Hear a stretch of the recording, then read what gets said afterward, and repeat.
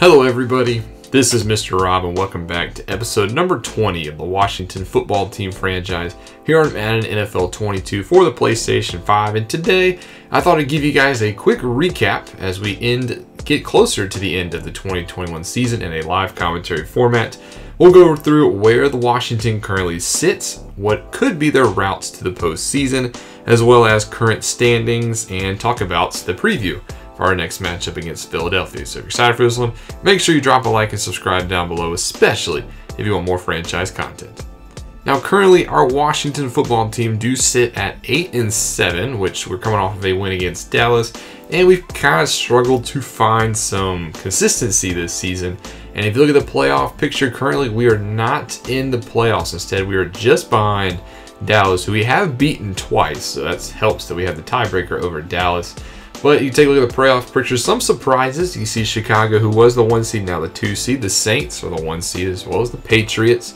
Do have your staples like the Chiefs, Titans, Ravens, though, in the AFC. And the Buccaneers currently sitting at the 5 seed, trying to defend their title. So we'll take a look at the standings now to see what is going on around the NFL. Start off in the AFC side of things with the North. The Bengals lead their division 9-6, 1 game over the Baltimore Ravens. Remember, there are 17 games so far this year, or there will be this year. In the AFC South, the Titans have clinched a playoff spot. They sit 10-5, 1 game over the overachieving Houston Texans. In the AFC East is the Patriots, 13-2, if they have clinched their division. Nobody else above 500. And in the West, the Chiefs have also clinched their division. They are 11-4, nobody else above 500. To the NFC side of things, the Bears have clinched their division. They're 11-4 as well. Nobody else above 500 in the division. In the South, the Saints have clinched a playoff spot. They are 11-4, followed by the Buccaneers, who are 10-5. And in the East, the Giants and Cowboys are tied in our division, both 9-6. Looks like New York has the tiebreaker, and then we are 8-7, only a game behind. And we do have a tiebreaker over Dallas, and we have won the only matchup against New York, so we have a good chance to actually take the division if we can just win the rest of our games. NFC West, the Cardinals 11-4, followed by the Seahawks, who are 9-6. 49ers sitting at 8-7, and the Rams won their very first game of the season last episode. They are now 1-14. So that takes a look at the playoff standings as well as our standings in general. And we kind of touched on us. We do have a chance to win the division as long as we win out the rest of our games. We will win the division. Now, what happens if we don't win out? Well, currently the Cowboys are 9-6, and they do have a tiebreaker, or they do have a game over us, and there are the 49ers, who are also 8-7. So between the Cowboys, 49ers, and us, as well as the Vikings and Lions, who are actually still in their hunt, the way tiebreakers would go, it would go best, or actually conference, head-to-head. So we did not play the 49ers this year. We did play the Cowboys.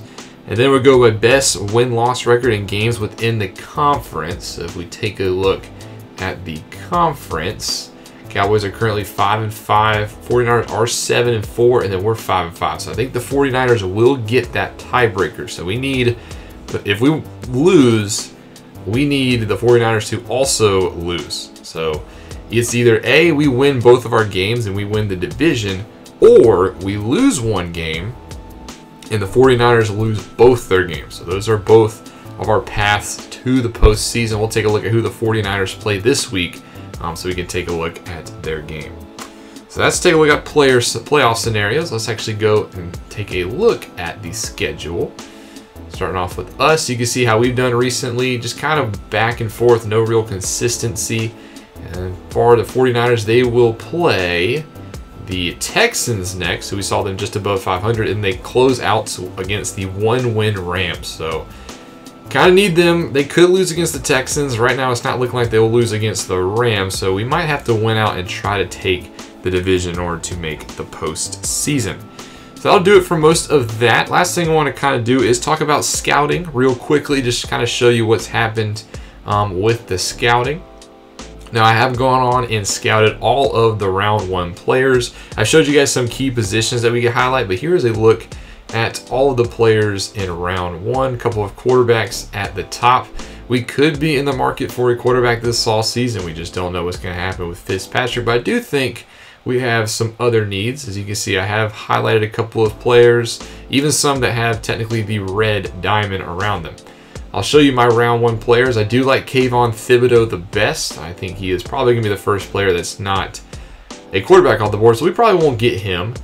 Garrett Wilson, a nice solid wide receiver out of Ohio State. Don't think we'll be high enough for him as well. And we have good wide receiver talent.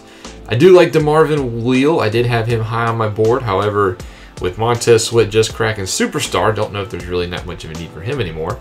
Sam Howell, if we do decide to go quarterback, he could be the second quarterback off the board. I do like Sam Howell a lot, but I do think I like Carson Strong more. Plus, he's a more mid-round projection that probably won't go as high. If we don't make the playoffs, he could definitely fall into our range. It's also Christian Harris out of Alabama. If we don't want to go quarterback, we need some help in the middle of the field. We will get Yamin Davis back next year, but I'd like to pair him with another solid linebacker, so that's someone to keep an eye on. And then a couple other first projected guys who have fallen. I do like Rasheed Walker, even though he's just a late second. He's got good pass block traits. And then there's also Brenton Cox, who's more of a run-stopping linebacker. He's got all A's, but might not fit our need. And then a couple of other players to take a look at. We might end up going for around 1. Anais Smith, another deep threat wide receiver who's got very good release. Just add to our downfield passing game. And you can just see some of the other players that we're going over. We're going to touch on more of the late round projections as we get close to the NFL draft. But that's going to kind of do it for this episode. I kind of want to just give you a brief recap and just kind of an update as to what our path to the postseason looks like. Now, next episode, we do play the 3-12 Philadelphia Eagles. We did just play the Eagles just a couple weeks ago, and it did not go in our favor. We dominated them for the majority of the game. As you can see right here in the fourth quarter, they put up 22 points and were able to come back for the victory. Hurts ended up playing pretty good in the fourth quarter. Fitzpatrick had a mistake. They kind of stuffed us on the ground. Gibson only had 61 yards rushing. And then receiving, Greg Ward Jr. was the highest receiver.